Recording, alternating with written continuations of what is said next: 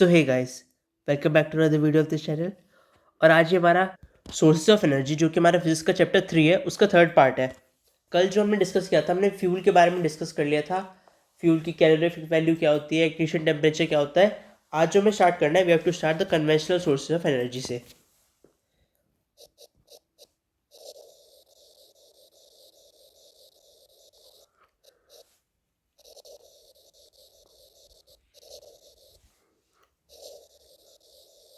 Conventional source of energy, तो conventional source of energy को अगर एक लाइन में डिफाइन करें तो जो ट्रेडिशनल सोर्स ऑफ एनर्जी जिनके बारे में मैक्सिमम लोगों को पता होता है, that are conventional source of energy.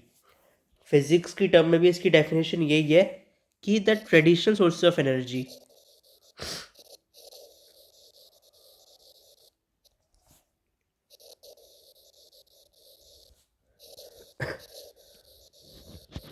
Which are familiar to most people, जिन्हें ज़्यादातर लोग जानते हैं।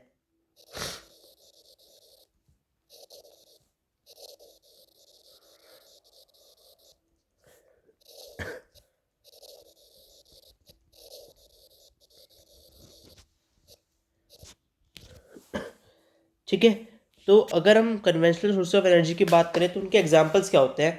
एग्जांपल के लिए जैसे वुड या fossil fuels like coal, petroleum, CNG etcetera. ठीक है, तो जो फ्यूल निकलता है इन सब में से, so that are known as the conventional source of energy या फिर कन्वेंशनल फ्यूल्स। तो अब अगर जो हम नेक्स्ट चीज़ के बारे में बात करेंगे उसमें, तो फॉसिल फ्यूल्स क्या होते हैं।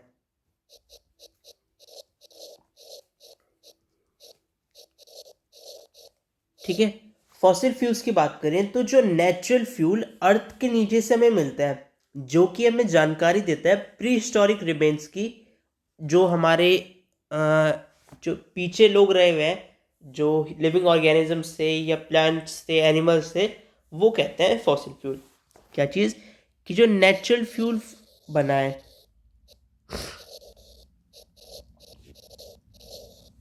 Deep under the earth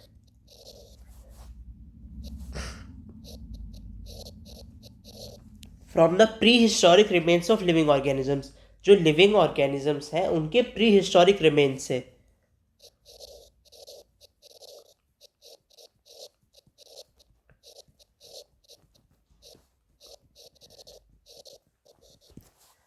is called fossil fuel. अभी मैं आपको बताऊंगा तो आपको समझ में आ जाएगा। कहते हैं ना कि एक जगह की खुदाई हुई और उसमें ये निकला कि वहाँ पे कोई बहुत बड़ा स्केलेटन पाया गया या किसी डायनासोर के कोई एक बोन पाई गई। ठीक है, तो वो जो होती हैं they are generally in the form of fossil fuels, कि एक वो फ्यूल बन चुका होता है पूरा, क्योंकि वो एक सोर्स ऑफ एनर्जी होती है और वो अर्थ के अंदर से मिलता है, जो हमारे लिविंग ऑर्गेनिजम्स थे उनके प्री हिस्टोरिक रिमेन्स से, और उसे हम कहते हैं फॉसिल फ्यूल्स। फॉसिल फ्यूल बनते कैसे हैं, ये बहुत इंपॉर्टेंट टॉपिक है, the formation of fossil fuels.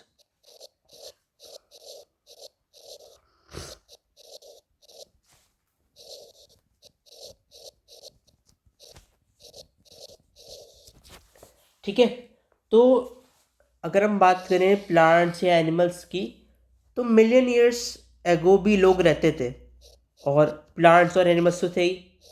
तो मिलियन ईयर्स एगो जो प्लांट्स एनिमल्स मर गए, प्लांट्स एंड एनिमल्स जो मर चुके थे, वो ग्रेजुअली, अब उनके तब तो ऐसा कोई नहीं था कि उनका पूरा क्रिमिनेशन होगा जो भी वो, तो इसलिए जब वो मर गए तो उनकी डेड बॉडी वहीं रह जाती थी। तो वो ग्रेजुअली अर्थ के अंडर चली जाती थी, क्योंकि उसके ऊपर फिर मिट्टी आती रहेगी, हवा आएगी, उसके ऊपर रॉक्स टूट टूट के गिरेगी, और भी जो अलग अलग सेडिमेंट्स होते हैं, और मड हो गई, सैंड हो गई, वो चले जाएगा, और जो ऑक्सीजन की रीच है वो उनकी बॉडी तक नहीं पहुंच पाएगी।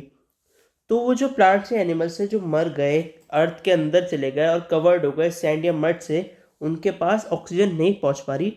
तो ऑक्सीजन की कमी की वजह से, और वहाँ गर्मी ज़्यादा होगी अर्थ के अंदर, प्रेशर ज़्यादा होगा, बैक्टीरियाज हो जाएंगे, ठीक है। तो ये कन्वर्ट कर देते हैं बरीड रिमेन्स जो होते हैं इनके प्लांट्स और एनिमल्स के into fossil fuels like coal, petroleum and natural gas, ठीक है।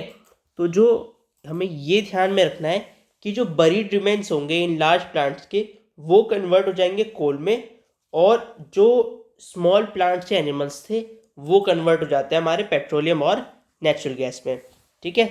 जो बिग प्लांट्स हैं, लार्ज प्लांट्स हैं, दे आर इनटू कोल, और स्मॉल प्लांट्स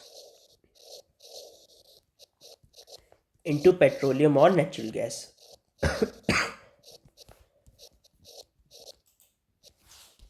नेक्स्ट हमें जो पढ़ना है दैट इज कोल। कोल यानी कोयला। कोयला आपने सब लोगों ने देखा ही होगा, ठीक है। कोयला, कोल क्या होता है अगर फिजिक्स की टर्म्स में डिफाइन करें तो coal is a complex mixture, ठीक है। कॉम्प्लेक्स मिक्सचर होता है किसका, जो कंपाउंड्स होते हैं हमारे of compounds like carbon, hydrogen, oxygen, इन तीनों के जो कंपाउंड्स होते हैं उनका एक कॉम्प्लेक्स मिक्सचर होता है कोल, ठीक है। और साथ ही साथ इसमें कुछ फ्री कार्बन भी प्रेजेंट होती है। और अगर कोल की और स्ट्रक्चर की बात करें तो इसमें स्मॉल अमाउंट में हमारे नाइट्रोजन या सल्फर के कंपाउंड्स भी प्रेजेंट होते हैं, ठीक है।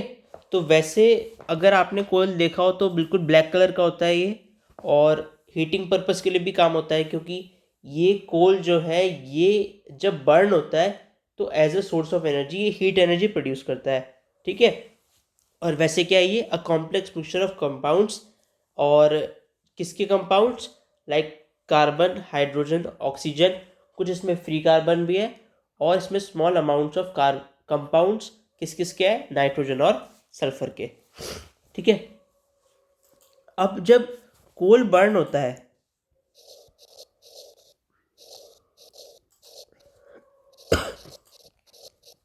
कोल को बर्न किया तो क्योंकि इसमें कार्बन भी और ऑक्सीजन भी है, तो कार्बन का जो कोल का कार्बन है वो रिएक्ट करता है ऑक्सीजन के साथ और बना देता है हमारा कार्बन डाइऑक्साइड गैस, ठीक है। लॉट ऑफ हीट प्रोड्यूस होती है जब हम कोल को बर्न करते हैं, सो इसलिए coal is a good fuel.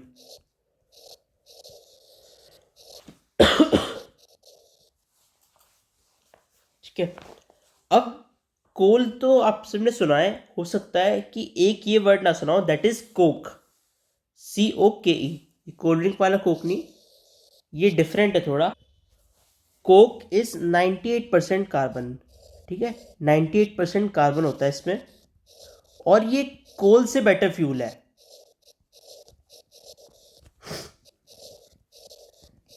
क्योंकि हीट ज़्यादा निकलती है, मोर हीट इज प्रोड्यूस्ड।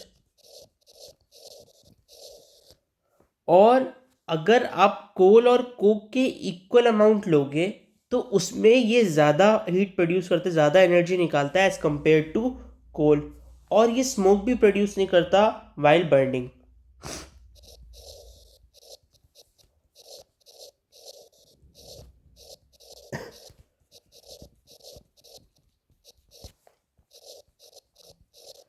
ठीक है।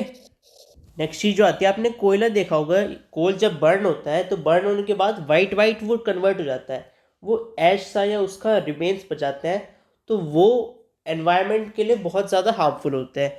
तो उससे भी थोड़ा कोल हमारा एक नॉट एन आइडियल फ्यूल बनता है या आइडियल सोर्स ऑफ एनर्जी, क्योंकि वो थोड़ी एनवायरनमेंट फ्रेंडली नहीं है। तो अब जो लास्ट चीज़ थी वो हमें डिस्कस करना था, यूजेस क्या होते हैं कोल के। तो कोल पता ही होगा आपको, हीटिंग पर्पस के लिए यूज़ होता है। जैसे आपने देखे होंगे कन्वेंशनल टाइप्स में जो प्रेस होती थी उसमें कोल यूज़ होता था, ठीक है। तो हीटिंग पर्पस,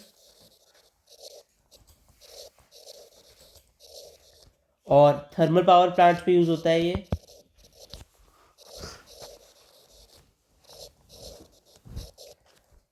और जो कोक है वो भी इससे बनता है, ठीक है। Coal is use to make Coke.